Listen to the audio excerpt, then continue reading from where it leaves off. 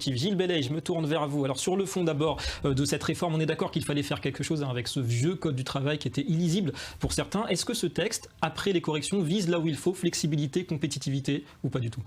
C'était une obligation, c'était vital. À mon sens, c'est les bonnes questions, mais pas forcément les bons remèdes, avec malheureusement des accroches qui ont été centralisées sur des problématiques qui ne sont pas à eux seuls les vraies solutions pour une meilleure fluidité, j'insiste, du marché du travail français. Vous craignez aussi, comme certains, une hausse de la précarité pour les salariés?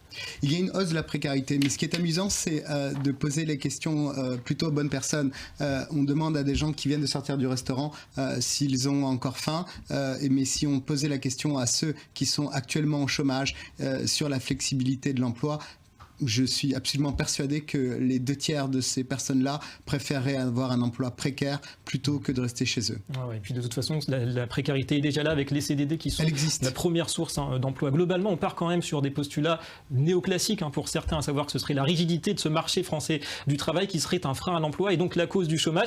Mais pour la France, est-ce que c'est un constat qui se vérifie ou bien la cause de ces records de chômage, c'est conjoncturel avant tout?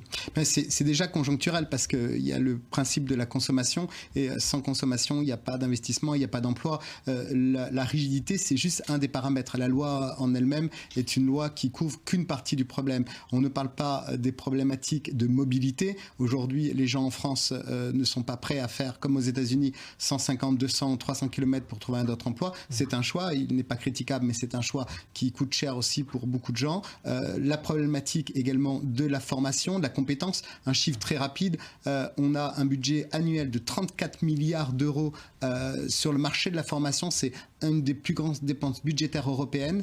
On a 5 chômeurs sur 6 qui n'a pas fait de formation. Ouais, donc il y a un problème à ce niveau-là. Vous vouliez réagir? Excusez-moi, je dirais qu'un des secrets de la réussite israélienne, c'est justement une plus grande flexibilité sur le marché des emplois. Nous aussi, dans les années 50, 60, 70, nous avions une rigidité. Eh bien, cette rigidité, elle n'est plus là. Et cela a permis un rendement beaucoup plus grand, une descente du chômage beaucoup plus importante. Ça a été accepté par la population aussi. Ça a été accepté par la population parce qu'il y avait un temps en Israël où les syndicats étaient très très forts. Comme en France aujourd'hui, comme vous voyez, les syndicats ont été affaiblis dans les années 80-90 et aujourd'hui nous recueillons les fruits. Les résultats, ouais. D'ailleurs, comparaison avec d'autres pays, l'Allemagne, l'Italie aussi, le Jobs Act récemment, les États-Unis. Exactement, les États-Unis qui ont aujourd'hui un marché qui a 5% du taux de chômage comparé de quasiment du double, l'Angleterre aussi dans les 5.